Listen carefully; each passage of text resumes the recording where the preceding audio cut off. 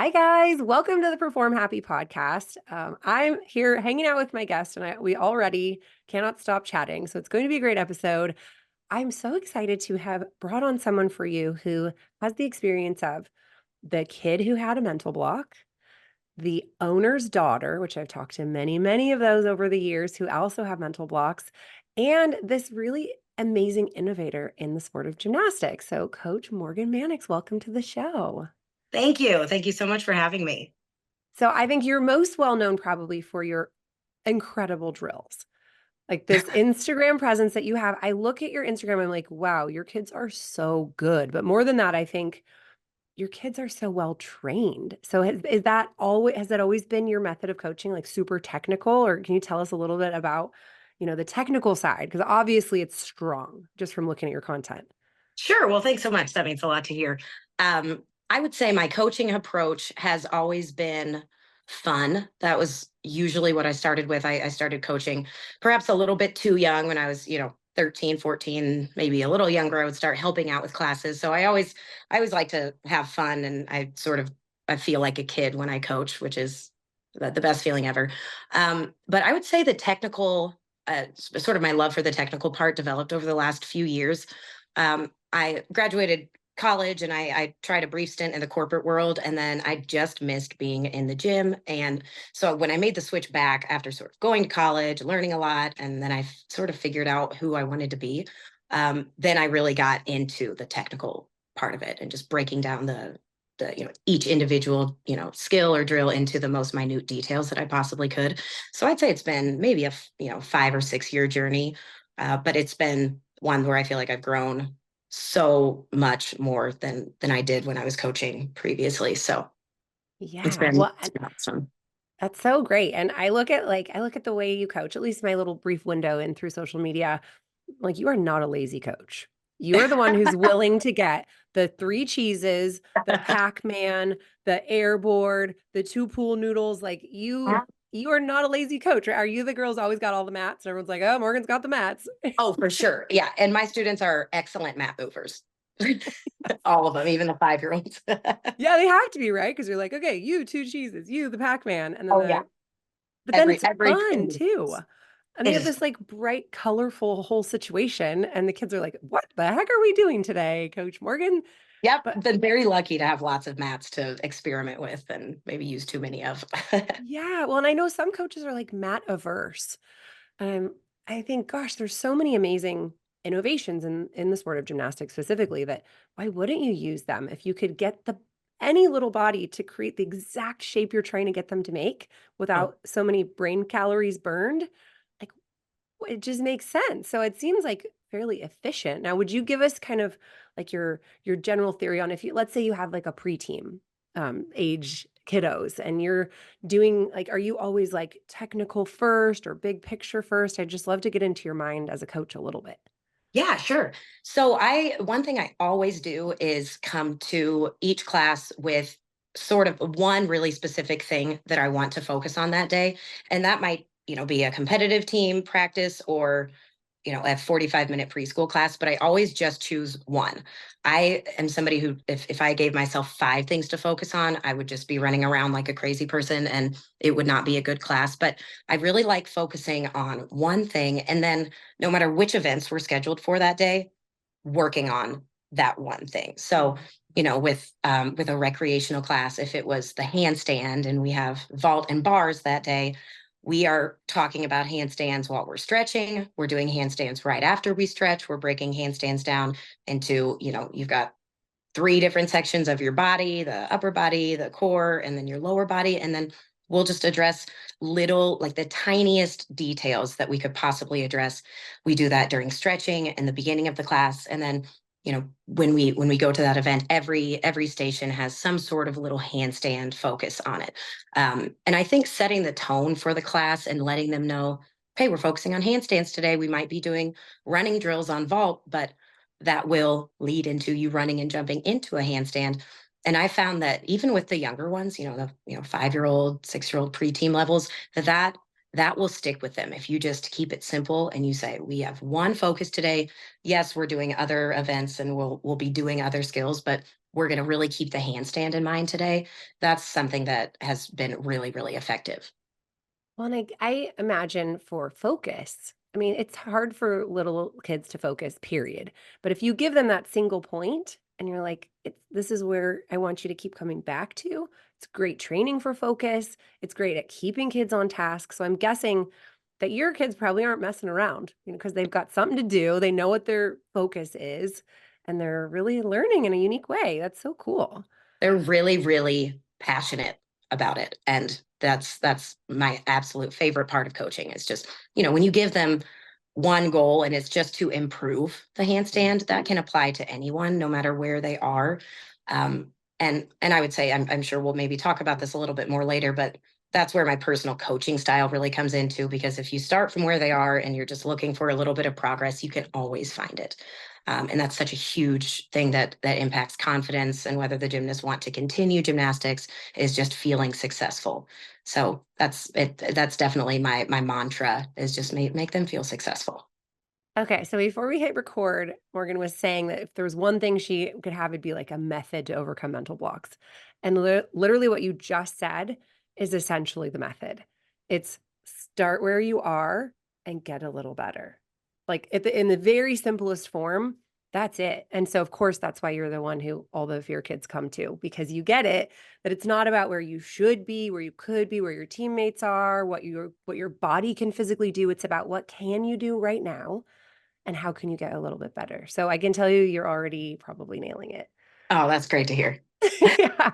So that's like, it's the foundation. And we could definitely talk more about like the specifics of it.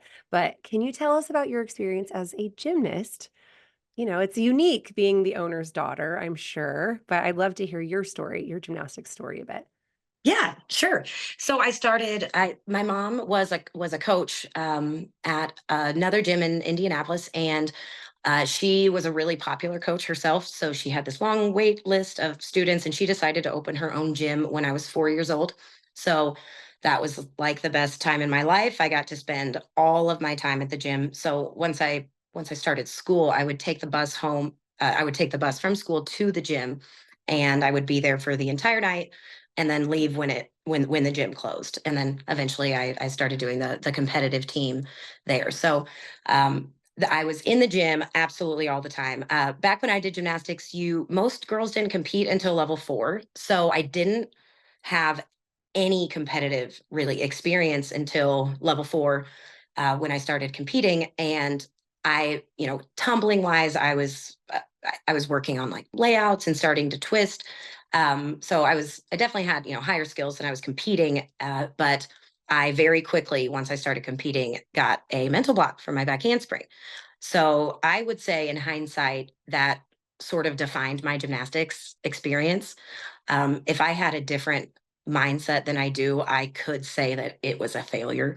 But because I coach now and I get to sort of it feels like I get to almost redo my own experience. I don't feel like it was a failure. I think I'm able to help more gymnasts now because of the experience I had. But it's just a quick funny story. I thought I was really good when I was a gymnast. Like I had confidence. I never suffered from confidence issues. But recently, in chatting with my mom, and she's a very, very kind woman, but I asked her honestly, I was like, how good was I? She was like, very average, like very, very average. I was like, well, you know what? I felt like I was just on top of the world. I had so much confidence. And it was a wonderful experience. The whole team, and getting to go to practice go to the gym every day. I absolutely loved it, but I unfortunately really struggled with the mental block, and I never fully got over it until after gymnastics. Mm. So while I loved gymnastics, I do feel like it wasn't a success story, just in terms of, I didn't go up the levels. I stopped after 3 years. Now there was a lot of success after that, in other sports, mainly cheerleading. But in terms of gymnastics, I competed for 3 years. Two of them had a mental block, and then sort of changed course after that. So fairly Mhm. short, but you know, it was a 9-year experience, so it wasn't that short. Sure. Yeah. Yeah. And very similar to mine. Very, very Really? similar. Yeah, I quit after I was going into level 7 because I just didn't think I could ever get the back handspring on the beam or the giant. And so I gave up because like you said, there was no method. It was like, "Sorry, you're broken. I don't know, try something else. Like you're too tall for gymnastics anyway." So I always got that story, and I did cheer after that and was Oh, like, "Amazing." I went to cheer with they're like, "We're amazing." I'm like, "Really? I was very mediocre in the gym, so this is same. fun." There it is. That's so funny. Yeah, but okay, so many things. First thing I wanna ask is, what do you think your mom and coaches did right that gave you that sense of confidence about your abilities? That's such a good question. My coaches were so fun. I had one coach who was the mascot for the Pacers, the Indiana Pacers, and he could do these crazy things. He would teach us how to do handstands on his hands and balance broomsticks on our fingertips. And I have no idea why we did those things, but those things stick out. It was just a fun experience. It was just like exploring with physics. I don't know exactly what it was about the coaches other than just how fun they were. I don't really, I remember conditioning, a lot of conditioning and a lot of stretching, but the thing I remember the most is just my coaches being fun. And I think having fun at the gym was like that was all I came to the gym to do, was to have fun. And that makes sense why I didn't necessarily thrive in the competitive arena, because gymnastics was always fun for me. So I would say the biggest thing that my coaches, not my mom. My mom was, I mean, she's a great lady. She wasn't the fun one. She was always, in my corner, and she would be supportive. So the coaches were fun. I would say my mom was just that comfort level of knowing that your mom is always there. I think was, it just felt like there's nowhere else I should be right now but at this gym with the coaches who are so fun, and my mom who I can always go to and is always in my corner. She doesn't even have to say anything, and I know that she's rooting for me. So I felt incredibly supported. Yeah, yeah. I mean, that's huge. And I think also for parents who are not the owner and don't know a lick about gymnastics, you can be that mom still. You can always be there. You can always be in the corner. You can be that soft place to land. And I think, and that's a really common thing I hear from happy athletes is that their parents, they're not a source of pressure, they're a source of support. They're like a foundation you can always come back to. And that makes you happy as a kid. Absolutely. Yeah, there was no pressure at all from my mom. And I will say, and again, maybe we can talk about this a little bit more, but as I've been thinking about my own mental block experience and how that impacted me, I do think there was a level of I wasn't being pushed from my mom, because I think that she could tell I was going to break if she pushed me any further. I was already, hard enough on myself. And I don't know what the experience would have been like if she would have been a little bit more like, come on, you absolutely can do this. I think the biggest thing that was missing was, just like you mentioned earlier, there were no tools. And I mean, nobody talked about it at that time. It was like, you can do this. You can do this. She said that that's what she would always tell me at meets. She would say, you can do this. But then that would make me more frustrated. So she was like, okay, I'm just going to make sure that she knows she's supported. And that was kind of the only approach she knew. Yay, good job, mom. That's not the typical story that I hear from the athletes who are coached by their parent or, or mom owns a gym. It's just so hard to not put pressure and not be invested in, well, you gotta be successful.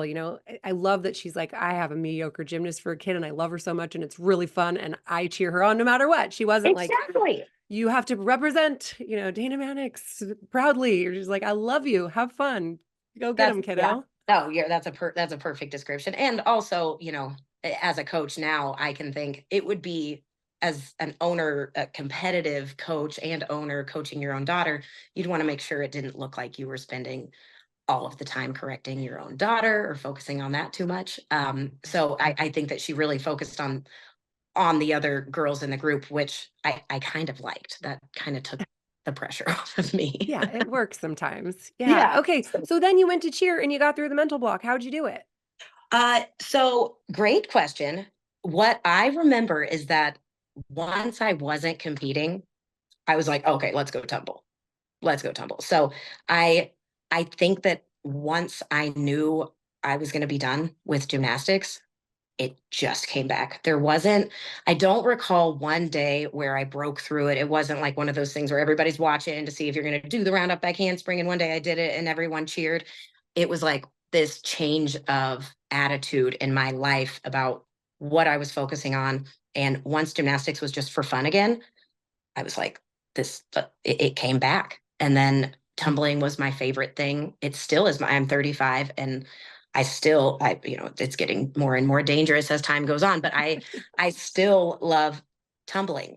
So I think that once the pressure was off, once I knew I wasn't going to have to compete the skill, just having that in the very, very back of your mind, um, it changed me knowing I didn't have to compete it. So that's when I really took off tumbling wise. And my mom, she had her fifth child about 5 years after she started the gym, and so she sold it.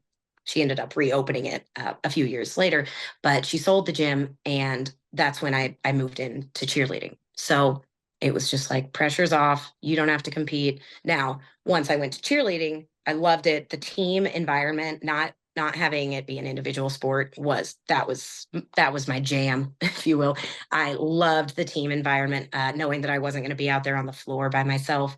But once I did get to cheerleading, I still struggled with those anxiety and nerves. I would get out there on the floor, and the part I would dread the most about every competition is when you're out there on the floor and you're waiting for the music to start, because my heart would just be pounding and I would just be hearing my heart rate. And I never thought, what can I do to make this not happen next time? I just thought that, those are competition nerves, whatever, this will be over in 2.5 minutes and, I'll get over it. But I'll say that I don't think for my entire, career of doing sports that there was really any methodology or just any real thought behind how do you make yourself prepared to perform. And that's why your podcast and what you talk about, if this information would have been discussed, 10, 20 years ago, I think it would have completely changed the course of where I think I would have wanted to do more gymnastics.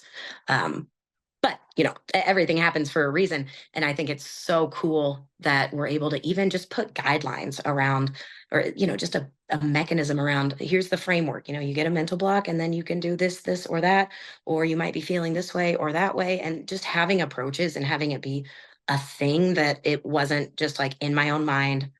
I need to just figure it out by myself. I think that would have really changed things for me. So that's why I'm really excited to be involved in what you're doing.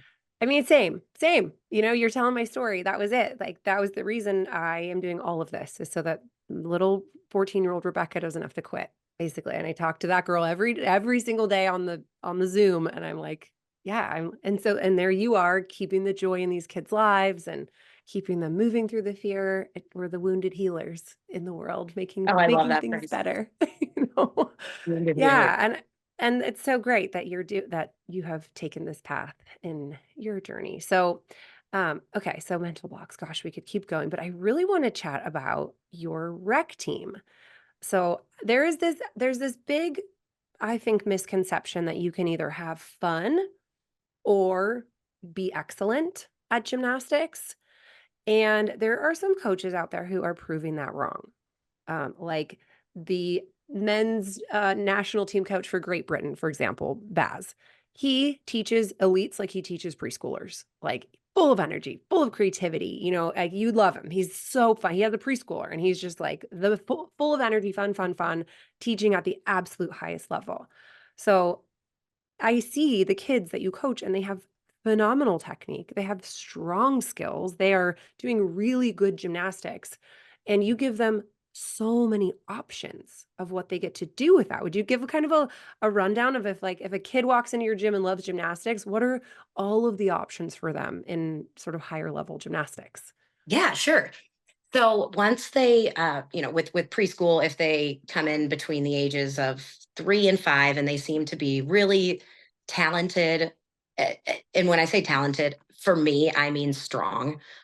Strength is what I personally look for, because I find that there's a pretty common combination of strength and enthusiasm for gymnastics, and when those two go together, I feel like that is the vibe that I work the best with, because I can give them these little, things to do that are easy for them because they're so strong, but they are, like a candlestick on the bars. That's normally my go-to. I'm like, can you hang upside down and look at your toes?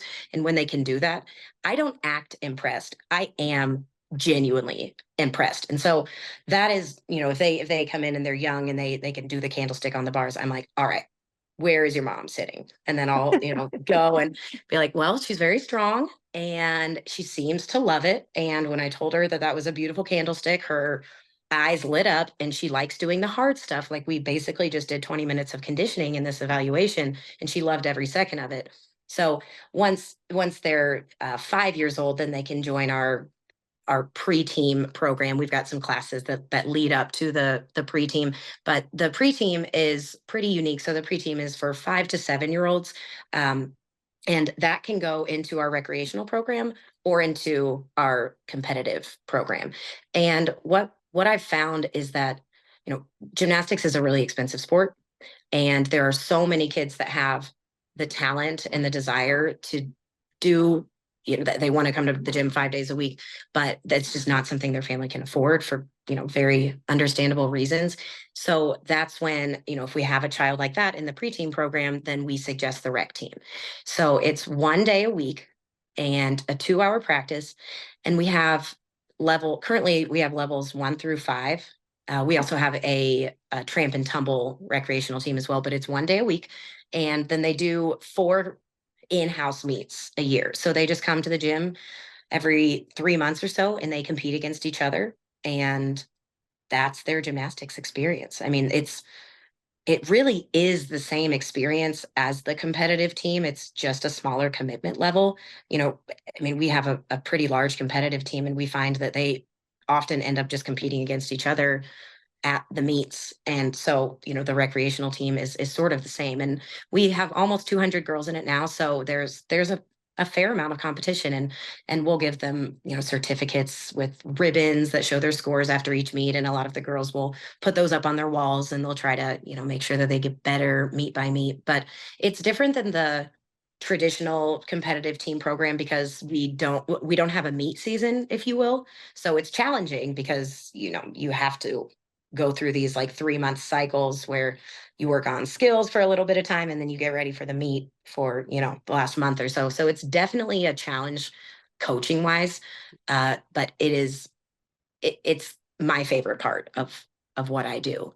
So I would say, to sort of get back to your question, that it's if someone comes in and they have talent, that basically they'll go to our pre-team, or if they are, 6 or up and they are in an advanced beginner class and they just, are hanging on every word that I say, and they tell me that they came back, after the last class and practiced one thing at home 8,000 times and want to show me. There's just little things that it's at that age, the 6 and older, it's more about how committed they are mentally to gymnastics. And so at that point, I'll say, hey, would you ever want to like do a competition or maybe learn a routine? And based on their answer to that, if they say yes, a lot of times their eyes light up. I'm like, okay, let's talk to mom after this. So the recreational team is really, I would say that's probably the coolest thing that I get to do is, invite athletes that I know they can't commit to 3 days a week, but they can still join this competitive journey. Oh, it's so cool. I mean, I think back to 14-year-old Rebecca, because I was like, oh, these AP classes and these mental blocks. And so the options were you keep going and you go do giants on the big bar or you quit. And to have just different options all along the way, it strengthens the kids' autonomy because they're making these choices. Do you want to go this way or that way? Do you want to go this way or that way? It's like you're continually giving them those options, which allows them to be bought in. It's not like they just got kind of swept up in this, like, you're talented, kid, follow me. You're giving them options. The families also are not swept up in something that they can't financially afford, which I know is a reality in the sport where, so many moms are coaching to make ends meet in the sport. They're like, I'll do preschool, if that's what we got to do. And it's so amazing. And I just hope that, gym owners out there and coaches out there can be inspired to think, well, what can we do to keep the kids in the sport as long as possible and doing the thing that they love without it having to be so one size fits all? Absolutely. And a lot of the girls that will go through the recreational team program, end up staying in that program until they're old enough to start coaching, because the passion in that group is just through the roof. And they only get to come 1 day a week. So they come, some of them will bring lists of like, I need to work on these things today. So like they're the one driving the agenda. And I'm like, this is awesome. You taking ownership, and usually those lists are like spot on. If I would have made them a list, it would probably look similar to that. So it's it's a dream coaching wise. Well, and I'm guessing that you have a pretty solid coaching staff as a result. It takes a special coach because, 2 hours, we actually, for the first three levels, levels 1 through 3, we teach them the compulsory routines. And so that is a lot to do in 2 hours a week. You've got 4 events, the compulsory routines, there's a lot to do, but if you're passionate about it, it's a breeze. Amazing. Okay. So when you have a kid that comes to you with a mental block in on the competitive side, it's I'm going to say November, because November is when all of the mental blocks hit, because season is coming in January and everybody's freaking out and getting nervous. And they come to you. Let's say whatever, pick a skill. What is your typical process with them? What do you like to do with them? Sure. So I always take it down a step, down a progression, or several. Sometimes I'll take them back. So, say round off back handspring is the most common one that I've been involved in. I always go back, take it to the floor, show me your cartwheel step in, back handspring. That's my go-to. So regardless of the skill, I'll take it down to the floor and then see what they can do there. Um, After that, I like to see the, whatever the floor version of the skill is first, and then I'll talk to them. Normally, we talk for a while before we start working, and I just ask them, was there something that happened that caused this? A lot of times it's a fall or a scary experience, and I just talk them through what that felt like, and then I try to help them understand that this is a totally different environment. Where I have, just as an example, there's one girl that I still work with. It's been 3 years that she has had a mental block for this round off back handspring, but she is so passionate about gymnastics, and she's competed a round off rebound essentially for the last 2.5 seasons, because she she fell on she was doing it at a meet, and she fell, and she has not been able to break through that. So we do the cartwheel step in. What I typically do is try to take away, I feel like most mental blocks come with like a weight transfer event where there's something that's happening, where like there's just a quick shift that happens. And so I try to talk to them about what that moment feels like. Like, what does it feel like when you land the round off and you want to go backwards, but it doesn't happen? So I'll just try to understand what it feels like from their perspective. And then from there, sometimes I'm able to provide really good advice. Other times I'm like, wow, I don't fully understand what you mean. So if I can talk them through it, I think about 50% of the mental blocks I've worked through have been talking, just talking through, and consistency, and coming back time after time and making sure they feel successful. The other half, I would say, it takes some technical skill breakdown. Um, I always take out the run and just do it in a very controlled environment where there is, well, a lot of times when you're doing running, tumbling, you run and you hurdle, you go into the skill. There's so many things that can change or feel slightly off about that. But when you just stand on a panel mat and do a round off, land at the same spot, then back handspring, you're reducing the variables with each turn. So that's sort of my go-to is, let's put this in the most controlled environment that we can, so that you feel safe. Nothing's going to come up. Like, one of the worst scenarios is when someone has gotten a mental block because somebody ran in front of them Mhm. when they were tumbling. And I really empathize with those athletes, because I was the athlete who would look behind me like 17 times before I did a skill on the trampoline, because I just know that happens. And so there's so many different reasons that this Mhm. fear and the mental blocks can creep up. But I found that when it's something about the environment that's changed, I think that's kind of one of the hardest. Mhm. But in general, I'll take the run out, make it controlled, and then tailor that with just talking through them, talking through Yeah. the what it feels like. Yeah. So can I massage your method a little bit? Oh, please, Okay. please. So I love that you're like eye contact, connection, empathy, like hi, let me understand what you're going through. I think that for trust building is incredible and should be happening all the time with kids. Ideally that they're not struggling. You're just like, hello, let me understand you. How was your weekend? I love your leotard. How is your puppy? Just like connecting with kids is so important generally. And of course, if a kid is stuck, they're going to really feel kind of like separate from everybody. So having that connection moment, I think, is really cool and really just awesome for laying the foundation of them being like, okay, coach, I'll try. Because they believe that you believe in them. They know you're out there for their best interests. So that's going to pay off sort of longer term. But in the mental block context, typically, coaches will say, what are you afraid of? What are you afraid of? And most of the time kids say, I don't know. They mostly don't know. And so then we look at the adolescent and go, oh, sure, I don't know means I don't want to talk about it or, whatever. But really, literally, it typically means I don't know. It means my body is malfunctioning and I don't know why. And I really want to do this and I can't. It just isn't happening. And like for me, I'd get up on that beam, my arms would go up. I'd be like, I'm going backwards.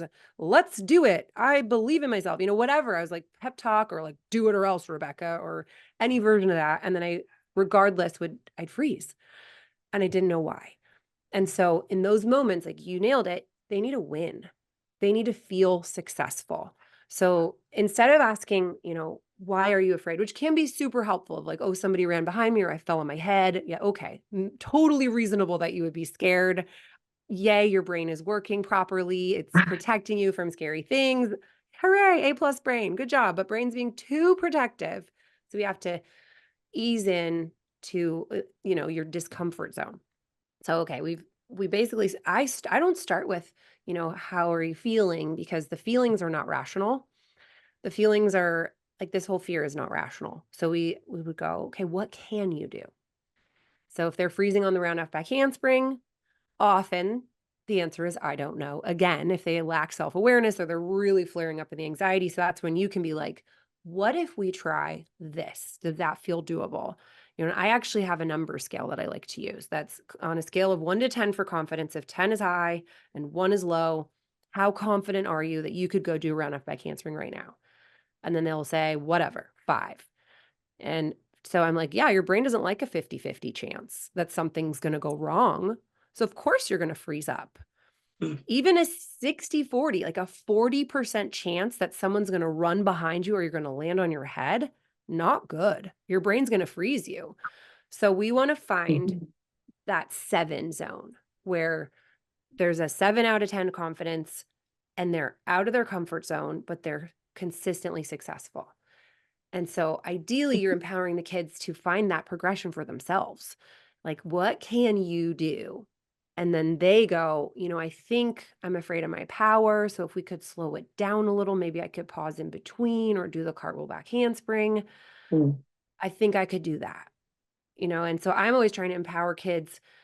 Ask yourself, what can I do? Not what should I do or what does my coach want me to do in this moment or what is the assignment, but what can you actually get your brain to agree to right now? What's the hardest possible thing your brain is going to let you do? Go ask for it and then make a bunch of them. And that's pretty much the method. It's like you just find that sweet spot of course, if you stay on low beam for the rest of your life, you're not expanding. But if you push too hard, too fast, you're going to freeze and freeze and freeze and your confidence is killed. So you got to find the sweet spot in there. And it's a moving target because like you said, there's so many threats. There are 1,000 threats in an adolescent's mind. I'm not going to fit in. They're not going to like me. I could hurt myself. I won't get invited to the next level. Whatever. It's like, I didn't eat enough. I'm tired.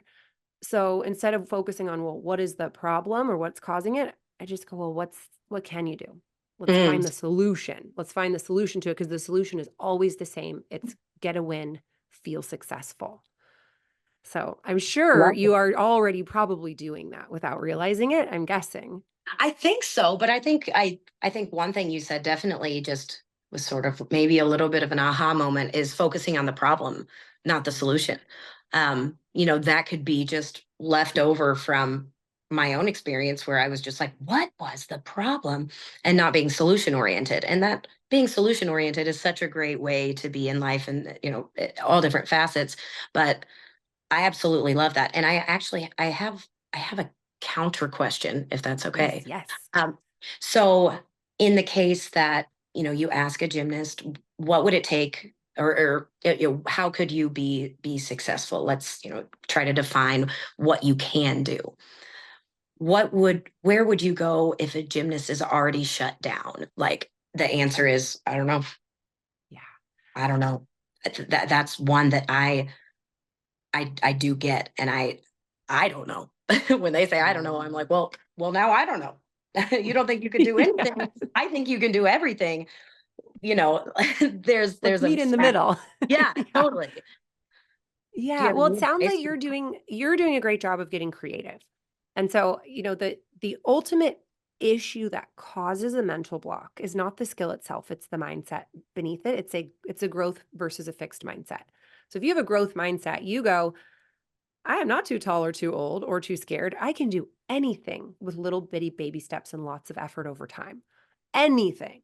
I could go compete Excel Platinum if I got my butt into the gym and started training. I could do that. It would take some effort. I'm a long ways away, but I could absolutely do that. So when they are like, there's nothing I can do, I'm stuck, I'm out of ideas, it's because they're stuck in a fixed mindset. So the way that, you prevent the mental blocks is by having that growth mindset all the time. Like, we love failures. Yeah, ring the bell for failure because you tried so hard. You did something new. If you're not failing, then we need to move you up. Quick, get her a harder level. Perfect just means that you're not in the right group for yourself. Like, we want to be failing all the time. Otherwise, I know I'm not challenging you enough as a coach. So it's like foundational. You're creating that love of challenge, failure, mistakes, because all of it leads to wisdom. So in those moments with a kid who's totally shut down, like we ran a camp in August in my town and it was so cool. All these kids with mental blocks flew in from all over and they spent 2 days with us. And like all we did was give an assignment basically of like, okay, you set your goal for a skill you're going to get and then go start working progressions that you can do. And some kids would get up on the high beam and just start freezing. And I'd be like, come here, please. Okay, hold on. What's your confidence number on that skill right now? And they're like, 5. And I'm like, okay, of course you're freezing. Your brain's not ready yet. So we just need to reassure your brain a little bit before you try again. What is a progression that you think you could for sure go for right now? And then I would just leave. We had Beam Wonderland set up with like panel mats, no panel mats, medium, like all of the different mat stacks where it's like pick your dream progression, kid. And so, but then I constantly was pulling kids back to lower beams, to lower progressions, to fix technical stuff because I was like, well, your brain's freezing because you're not ready yet. So let's find a progression where you can be successful right now. And typically, kids, even in a total shutdown mode, can find something that they could probably do. If you're stuck on giants, could you do a baby giant? Could you go to straps? Could you go over the pit? Could you, start throwing out a bunch of ideas and then be like, which one of those feels like the hardest thing you could do successfully right now? Mhm. And that's going to pull their rational brain back online and they're going to get out of the fight or flight and then they'll go, okay, I can try. Can you spot me? Yes, absolutely. Let's go. Mm. And I think most of the time you can get them out of it by just saying, well, let's find something that's going to work. We know this isn't working. We're going to be done thinking about that. Let's find something to do that we can, and then throw a party for that low beam back handspring. Oh, I bet. I bet that just the environment of that was huge for everyone knowing that they were there with other girls experiencing the same thing. I that sounds like that's so cool. It I was, yeah, that's my amazing. 14-year-old Rebecca's dream scenario for Right. sure. Right. And they were breaking through left and right because they were actually instructed to keep communicating with these coaches they didn't even know. So they had to learn to communicate. They had to tell what they needed. And we also were like, I love your optimism and we're going to try this first. Let's go here Wow. and then build up from there. And then they would notice that the next day they were doing that thing effortlessly that they were freezing up on yesterday because we took steps back, not in spite of it. Wow. That I have goosebumps Ah. just imagining how great that would feel for an athlete to be in that environment. And that's so cool that you did that. Yeah, it was awesome. I wanna do it every day. It's a lot of work, but I'm like, every day I wanna do that. Yeah, but little by little, and so I think you could just challenge them to be like, "I know that that one feels impossible, so we're gonna not worry about that right now." And I even tell kids sometimes, like, you're not allowed to go to high beam all week, even if you feel amazing, because we just want to give your brain so much reassurance that you're bored on the low beam and you're like, please, coach, let me get up there. We would rather Mhm. that than you constantly getting up too fast and freezing. And when you find that kids are doing what I call yo-yo confidence, where they're getting it, losing it, getting it, losing it. This was me with my round up by cancer back tuck. It's because they're not listening to their brain and they are trying things that don't feel safe and they're forcing it and then their brain gets mad and then it shuts them down. And then that's when it spreads to other events because they're not listening to their survival instinct, which creates this overprotective thing in the brain that makes them like, well, if you're not going to listen to me, then I'm not participating. You can't do any events now. So, yeah. That's Yeah. just I can't even describe how many things just went off in my brain. Like, wow, that's so true. There's such a dichotomy almost where you're asking them to trust themselves, but then you're also asking them to trust you. They say they can't do it, you say that you can do it, but I think the way you're framing it is just like perfect. Is that you have a beam wonderland where create all. I mean that right there, just it being set up for them, knowing that they are dealing with some fear. I can't even imagine what that would have done for me. So Mhm. that's next level right there. Yeah. Well, so people, you can get the mats moved by the children. The children will move the mats. The children will crank the beams. You can get the all the mats set up. Coach Morgan knows you can set mats up real quick with enough little hands. So you can create your own beam wonderland Oh, anytime. that's already Yeah. at the very front of my mind. That's so Yeah. Yep. So, yeah, it's so fun to like kind of talk about it real time with you. And yeah, it's all the things that we think like I need to ask questions, I need to understand. It's actually, yes, but really it's we want to know what the brain needs, not what the kid thinks they need, not what the parent thinks they need, not what the deadline is, just what is the brain going to let you do, yes or no? And yeah. then it's just math. You just do enough progressions that the confidence is going to come. Gosh, I love that. I love that. Yeah. Yeah, being focused on the solution, not Yeah. breaking down the problem and why it came up to begin with. Mhm. That that is that is new. That is a new way of approaching it for me, and I love new ways of approaching things. So Yay! Okay, well, that's so going to for turn everyone into who something. wants to see your genius at work on social media and beyond, how do people follow you? How do people find you? Sure. So I am upside down two clown, the number two, on Instagram, and that's really my main way of sharing drills and skills. I'm planning on doing a new series over the next couple of months on progressions and how to get to skills that a lot of people want to get to in a safe way. So I'm really excited about that. Going to be breaking down skills even more than I have in the past. It will be more targeted towards athletes than coaches, but I think everybody might benefit from it. So lots of mats being used for those, but also lots of things that you might be able to do at home if you're an athlete, just to help you fine tune certain skills and then acquire other skills. So find me on Instagram. Oh my gosh, amazing. Morgan Mannix, what a pleasure. Thank you so much for hanging out with me today. Thank you so much. I really appreciate it. And I can't wait to go focus on the solution and not the problem in the future. That's so cool. Yes, thank you.